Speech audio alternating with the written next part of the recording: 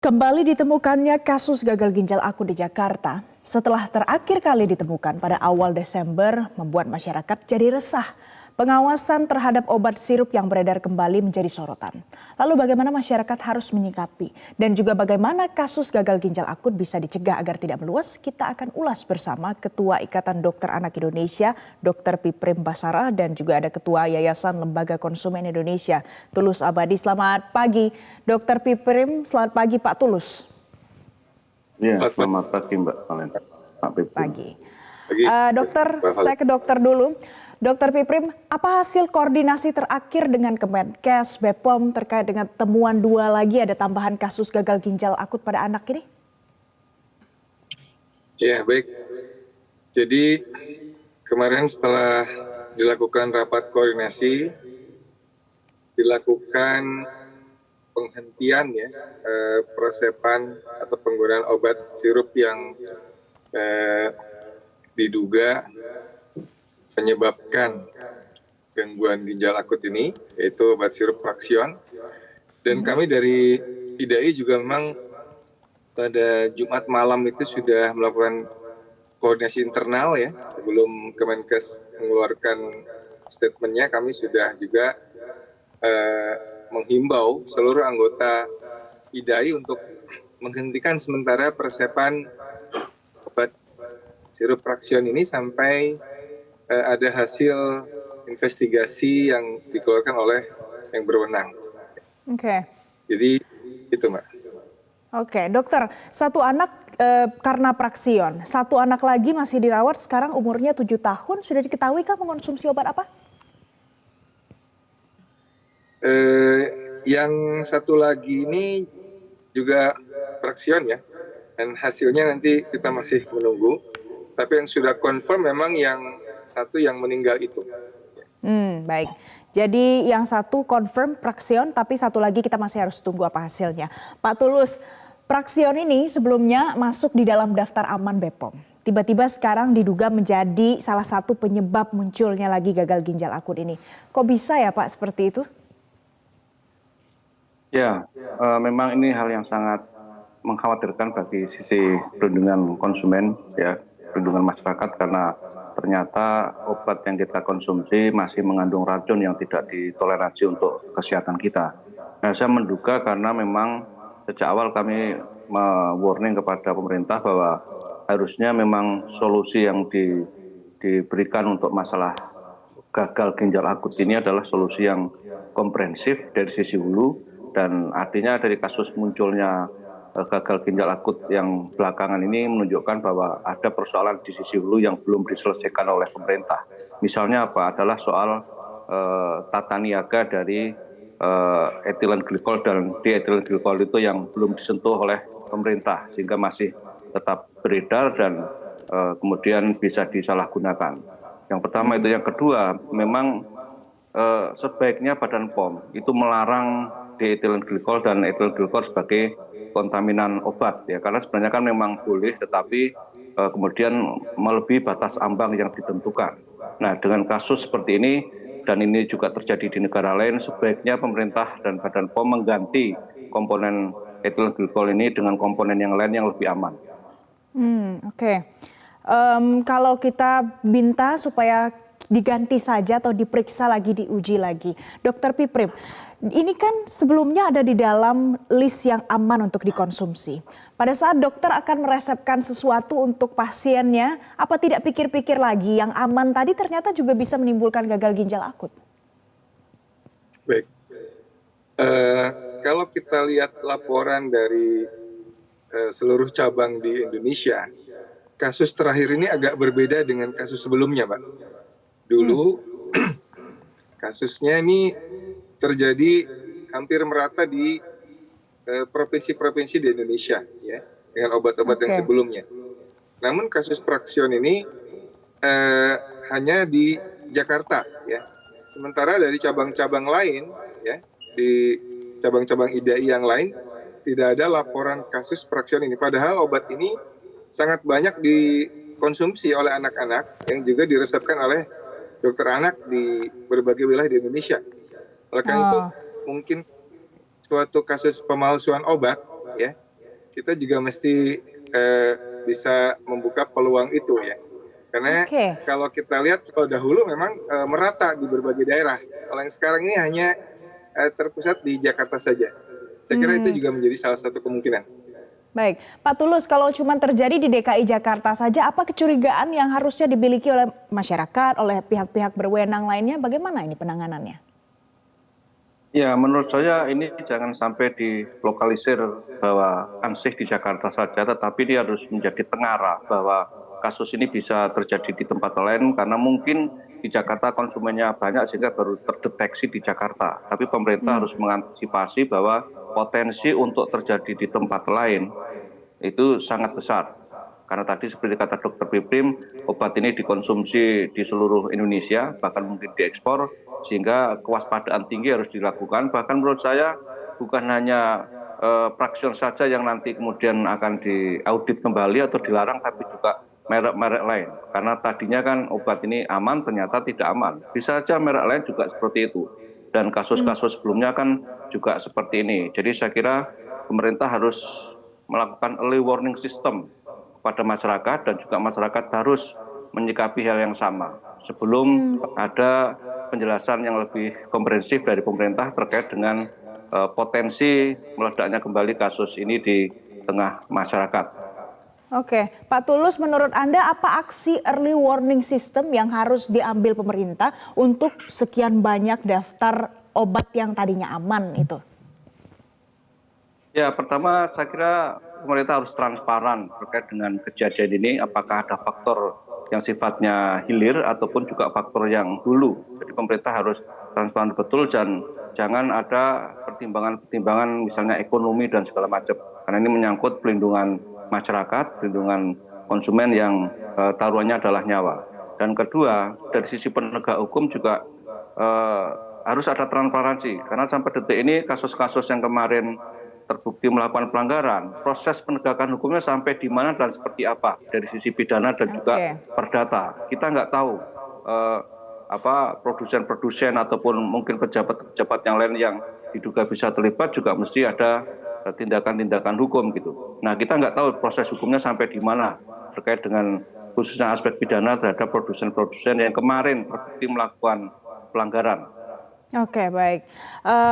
Dokter Piprim, kalau kita bicara ini untuk pencegahan supaya gagal ginjal akut ini tidak merebak lagi, dari semua daftar obat yang tadinya aman itu, apakah mungkin atau haruskah dilakukan uji laboratorium satu persatu? Dan menurut dokter, ini siapa sebenarnya yang punya tanggung jawab paling utama dan terutama?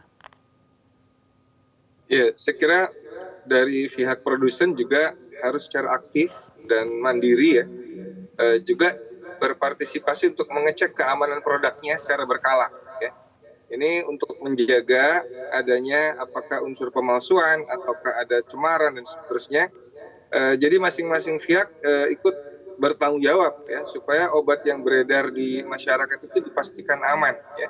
Karena kan anak-anak yang sakit itu minum obat supaya membaik ya, bukan kemudian supaya menjadi memberat karena keracunan obat. Jadi saya kira ini semua pihak mesti ikut bertanggung jawab untuk memastikan obat-obat yang beredar di pasaran itu memang betul-betul aman untuk anak-anak kita. Saya berharap tidak terjadi lagi kematian ataupun kesakitan gara-gara mengkonsumsi obat yang memang tidak layak diedarkan.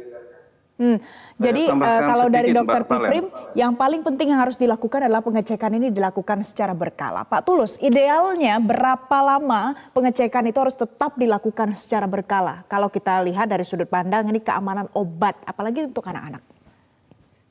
Ya, mekanismenya di industri farmasi, baik di Indonesia ataupun di dunia, itu kan ternyata uji berkala itu dilakukan secara mandiri, artinya dilakukan oleh industri. Nah, itu yang sebenarnya berisiko juga ketika ada etikat tidak baik dari industri untuk tidak menguji secara berkala. Nah, dengan kejadian-kejadian yang seperti sekarang ini, harusnya memang selain ada mekanisme uji mandiri, regulator dalam hal ini Badan POM harus lebih intensif melakukan regular inspection kepada industri untuk melakukan uji berkala itu sebagai push market control.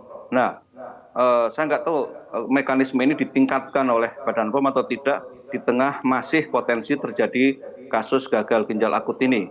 Karena sekali lagi memang standarnya adalah uji mandiri oleh industri, tetapi harusnya ada upaya-upaya yang lebih intensif dari Badan POM atau juga Kemenkes untuk melakukan pengawasan di pasaran terkait dengan kandungan etilen glikol dan dietilen glikol ketika masih rentan terjadi penyalahgunaan oleh industri, baik dari sisi hulu ataupun juga hilir. Oke. Dokter Piprim, kalau di kalangan dokter itu pada saat akan memberikan obat yang biasanya obat itu punya rekam jejak yang juga kontroversial, salah satunya soal etilen glikol dan dietilen glikol ini. Bagaimana di kalangan dokter pada saat akan meresepkan sesuatu terkait dengan hal ini? Ya, sejak kejadian kemarin ya, sejak Oktober itu, para dokter juga selalu melihat list daftar obat aman yang dikeluarkan oleh Badan POM.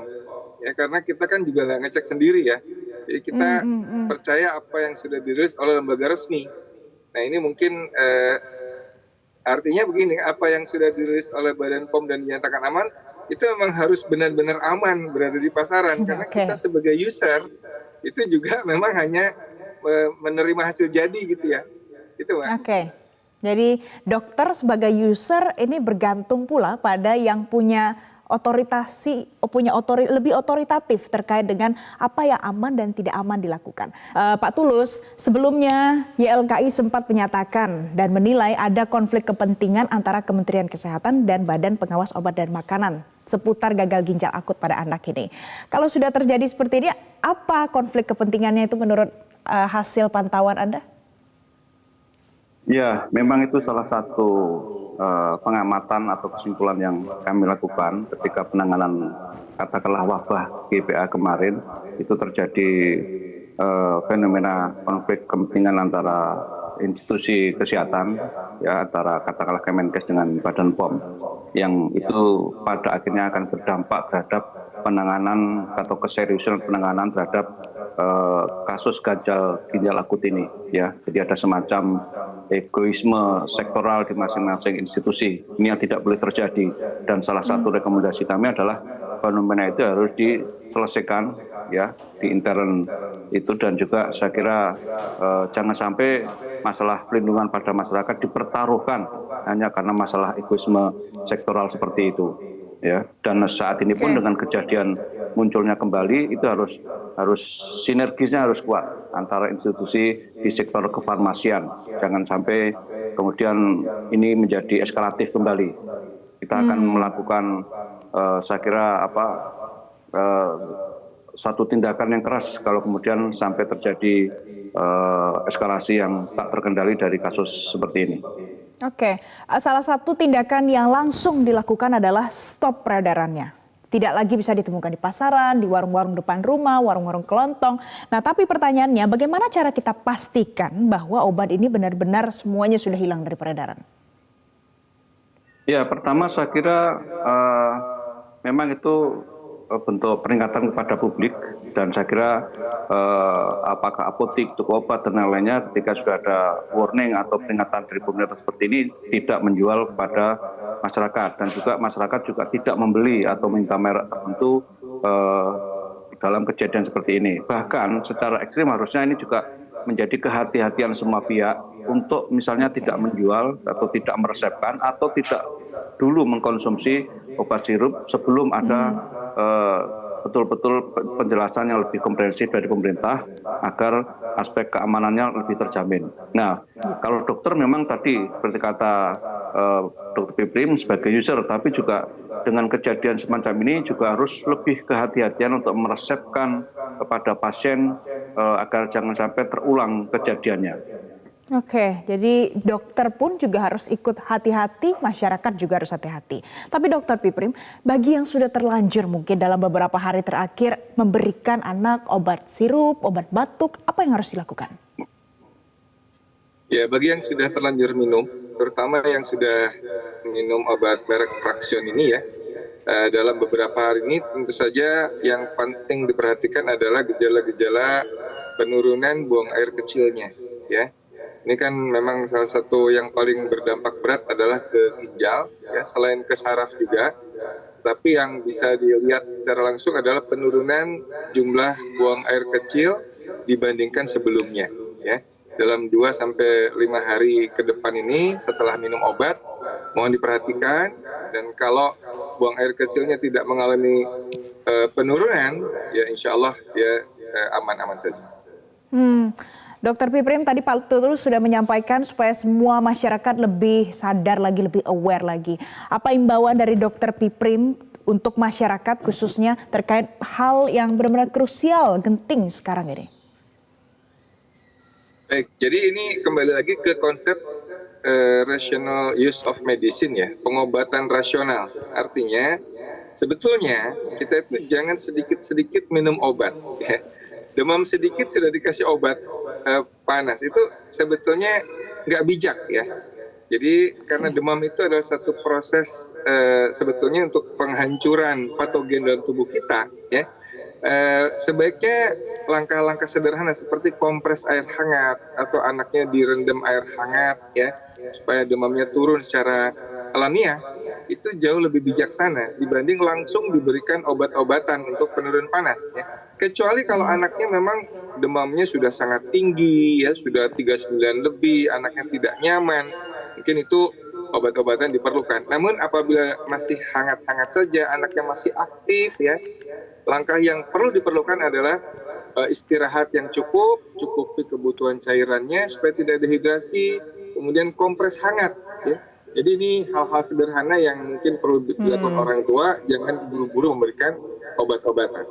Baik, jadi semua masyarakat juga dokter diajak lebih waspada lagi untuk menanggapi kasus yang baru-baru ini muncul lagi di DKI Jakarta.